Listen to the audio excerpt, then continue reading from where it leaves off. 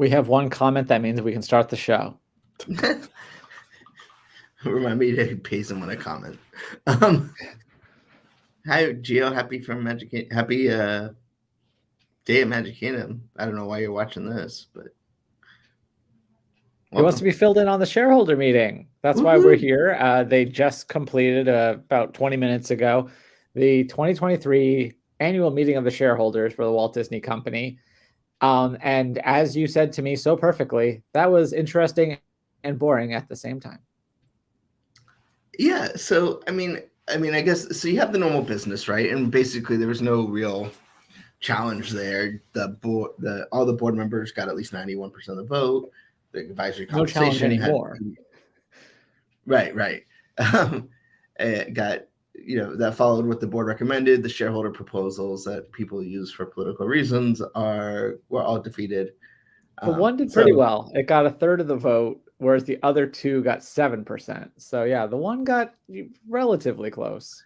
Yeah, and I think it's been trending that way for a bit. I think this is not the first time, so I think it'd be interesting to track how it's done over the years. But in any case, so the business part was uneventful, despite the fact when this came on the calendar, we thought it was going to be very eventful with a big proxy fight. But the meeting is divided into kind of three sections. There's Bob usually gives like a business update. Then they have the business meeting, and then they have Q&A. The business update was pre-recorded. You can they put it on YouTube, and obviously when you're in person, they sometimes show things that aren't necessarily approved for public consumption, but this is on the internet. So, and it was pre-filmed at Walt Disney World, pretty clearly. I mean, they didn't pretend that it wasn't, and discussed basically it was interesting because they obviously made a point to make sure it was done in Florida. They kept talking about what Walt accomplished in Florida or what they've given to Florida, and then the real went on Tron Light Cycle Run, Guardians of the Galaxy, used that as an opportunity to kind of share a new video that's now online, and that tickets are on sale today. But he did show some new, sort of a walkthrough of Journey with Water, inspired by Moana. And the big news was another pre-recorded bit with Dwayne "The Rock" Johnson in Maui discussing a live-action adaptation of Moana, which made everyone collectively eye roll. Well, it's interesting because it's like it's been 7 years, which just seems a little short.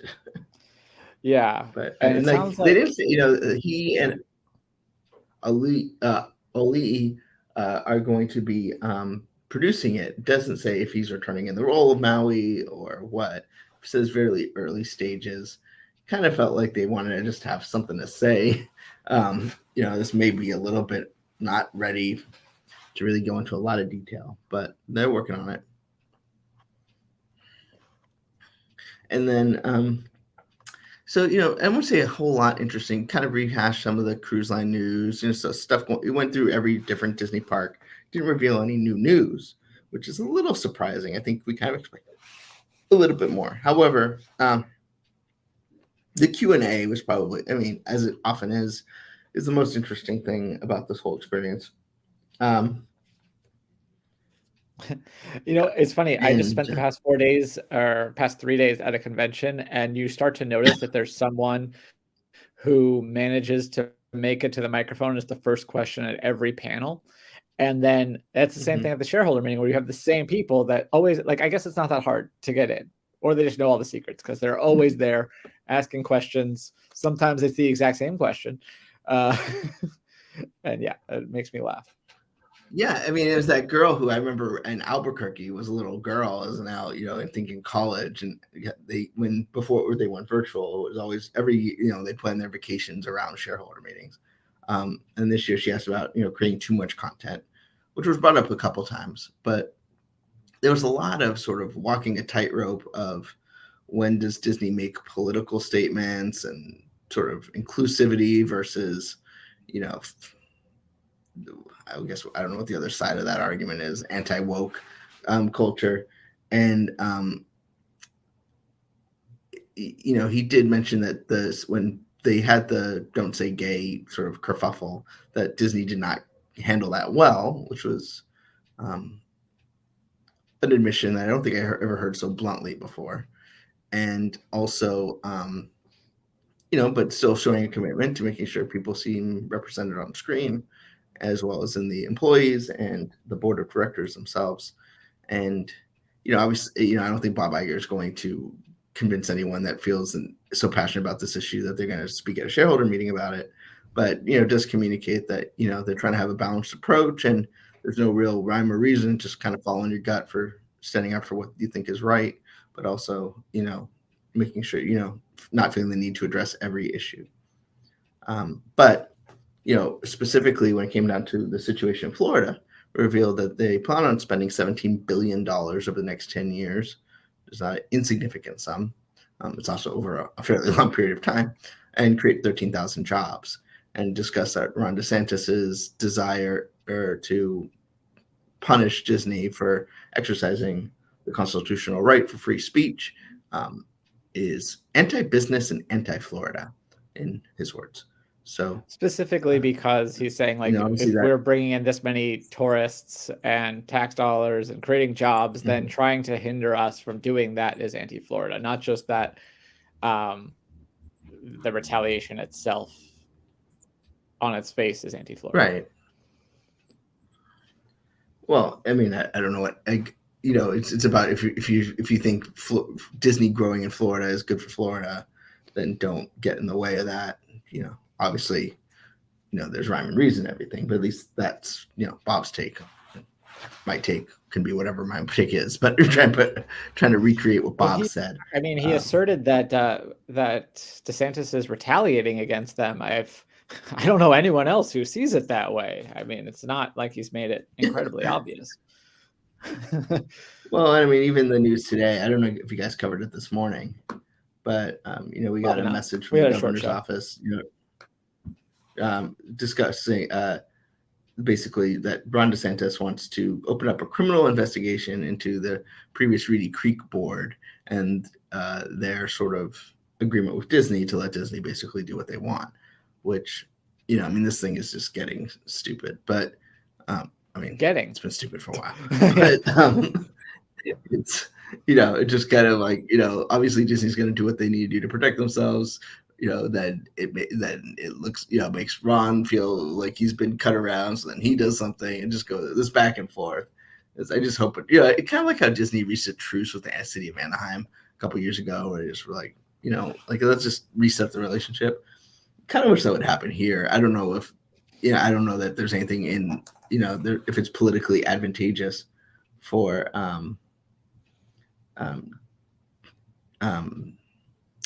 Ron DeSantis, but that's obviously not my primary concern.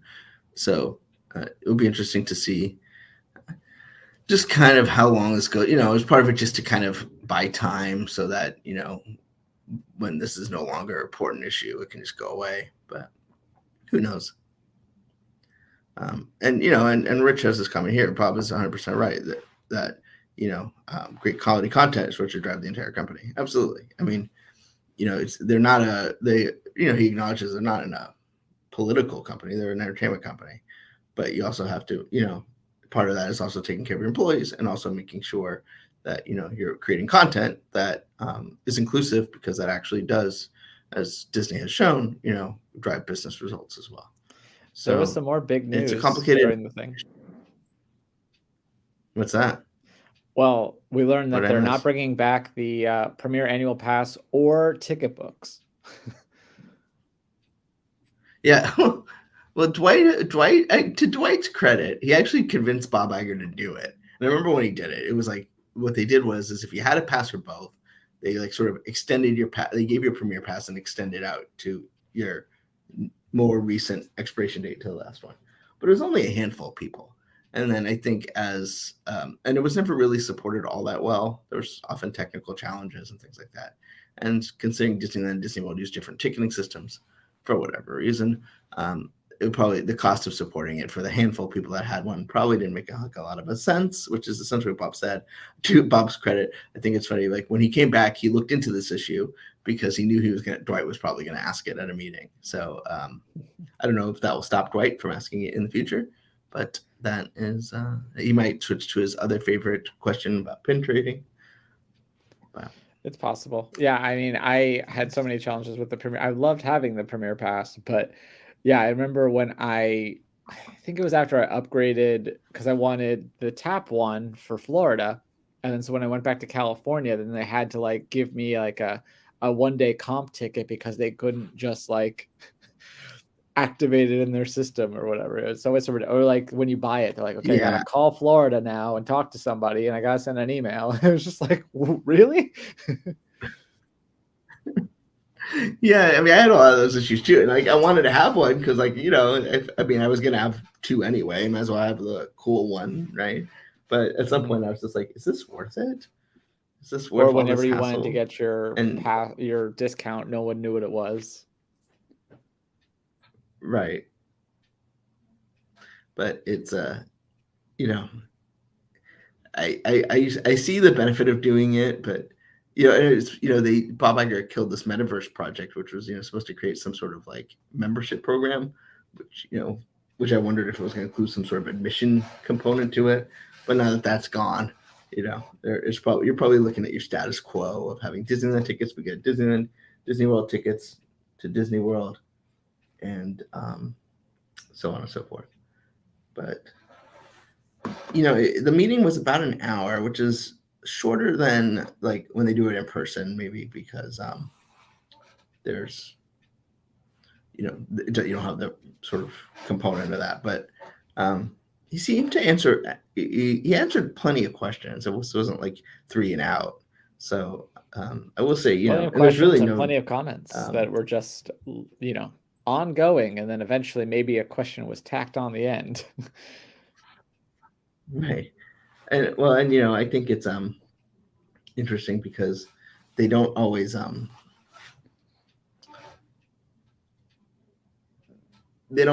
like filter the question. Like, how do they filter the questions? Like there's one year where there's obviously a lot of Disney cast members talking about how wonderful Disney was. Maybe a little overkill to the point where Bob even said it's a little overkill. So I don't know if anyone told him they were going to be doing this, but you know, it is. They don't have to. He doesn't have to take questions. That's not like in the company bylaws. So it's a good tradition. I'm sure he hates it because some of the questions are good and some of them are sort of out of touch. But and whenever you open your mouth, in such a public forum, you have a potential of saying something that could get you in hot water. But it's I have a question for you. mhm. When did this operator become like the guy? I feel like we always had different like operators for the shareholder, well, not shareholder meetings per se, but usually the quarterly meetings, and like this guy's been like the last 3 of them. I didn't hear a guy. You didn't hear a guy? You're talking about in the. I heard a. Oh no, I did. I'm sorry. I was thinking of like the voice because I was surprised because when you go in person, usually it was Bill Rogers from Disneyland, and I'm like, who's this lady?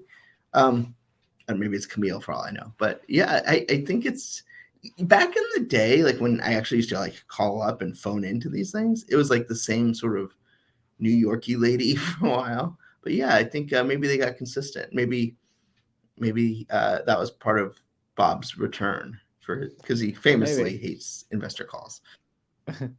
He was like, Yeah, I no, love no, the part where I need a.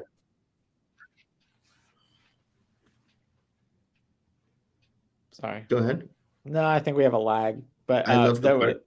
yeah, there Oh, was a part where the guy where they go to him and then it was just silent and they're like, "You there?" And then it was silent. It was like, "All right, next one." It's like they got shy. hello.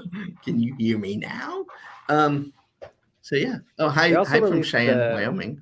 the Disney 100 sizzle reel that they showed at the top. They tweeted that out right away, along with the Rock and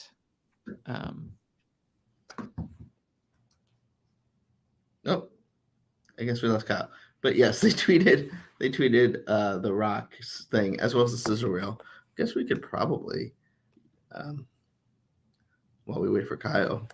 Hi Kyle, welcome back. You know how on a Mac there's the touchpad and there's gestures. Sometimes when you're trying to swipe between things, you end up going back, and yeah, that's fun.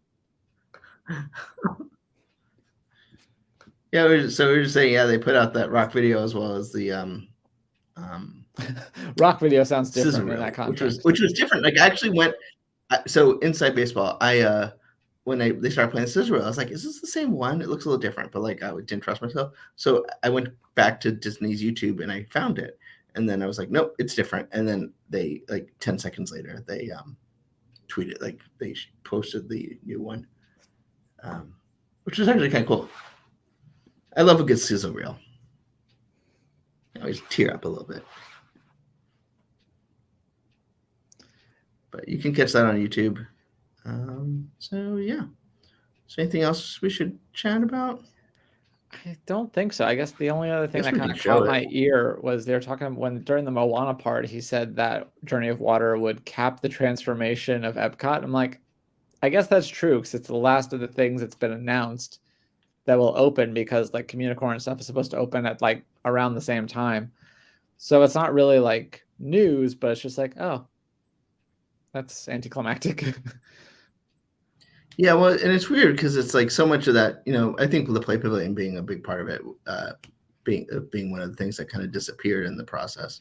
But it's, you always get weird when they're like, this is complete, because, Walt has that quote, Disneyland will never be completed yet, because like there will still be new things coming to Epcot. It just won't be part of this sort of package. Yeah.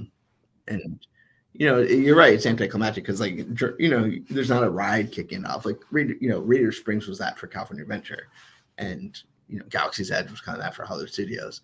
But with what is it, 17 billion? With that being, if there's that much coming, there should be plenty to talk about. So I just wish they would announce it. I mean, this has been my ongoing thing forever. It's like I just keep waiting for that shoe to drop.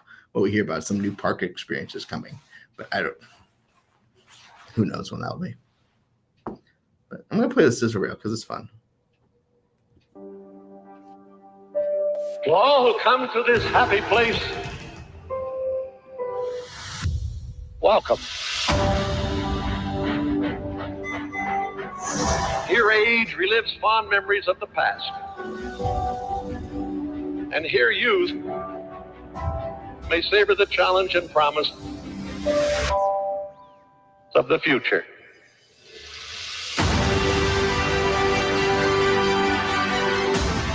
I hear you. I know you. I see you. Disney is dedicated to the ideals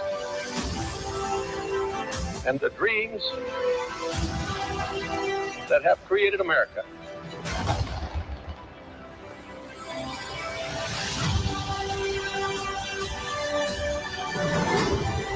With the hope that it will be a source of joy and inspiration to all the world.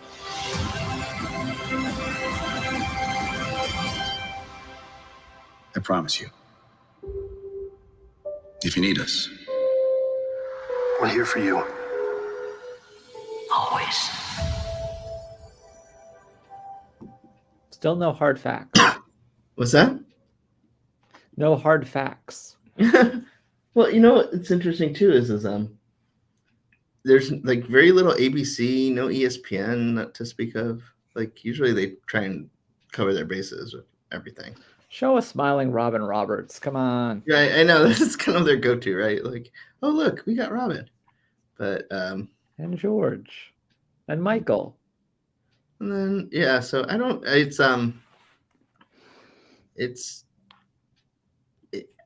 it's interesting because like, obviously he's like on this crusade against, non-differentiated content. The Hulus of the world are on notice. Oh yeah, I did also like the person who said, "Oh, maybe in your Hulu negotiations coming up. You can try to get Marvel rights east of the Mississippi. And Bob's like, I like your last question. That was fun. So, and then I'm going to play this Moana bit with Dwayne The Rock Johnson and his 2 daughters.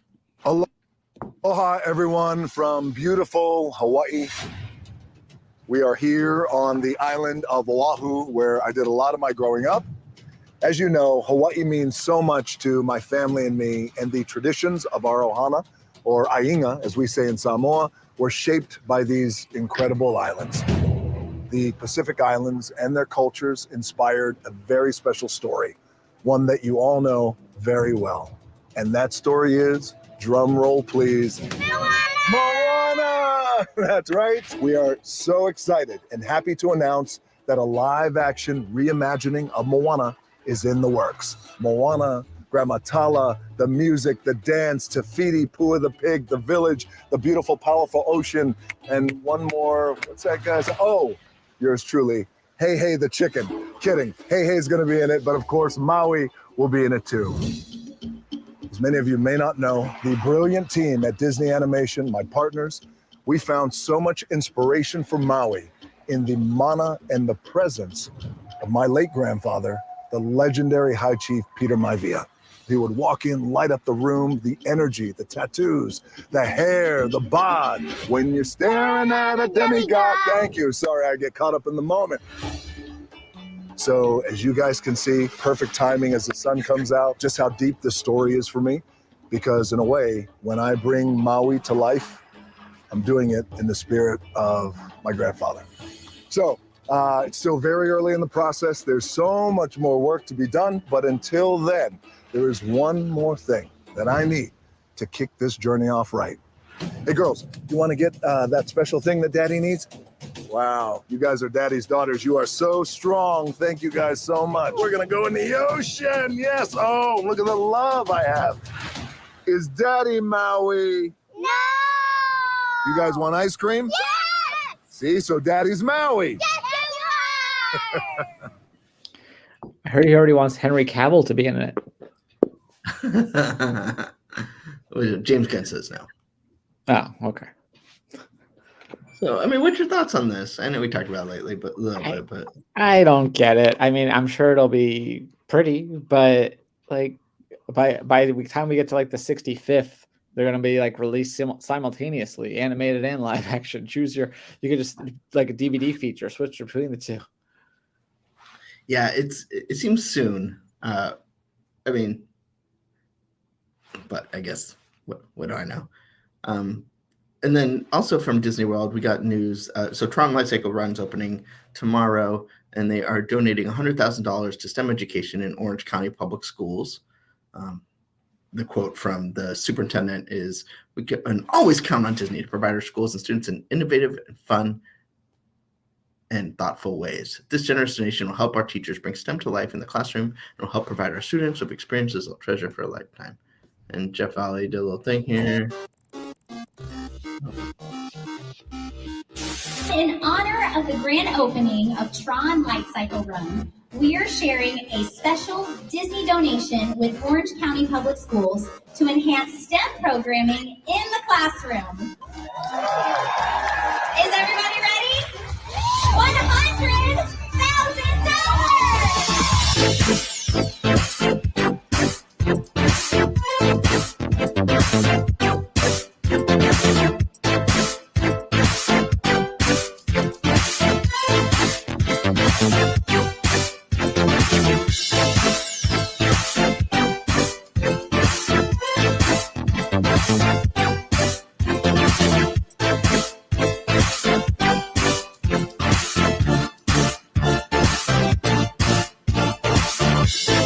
They really like Max at that thing for some reason.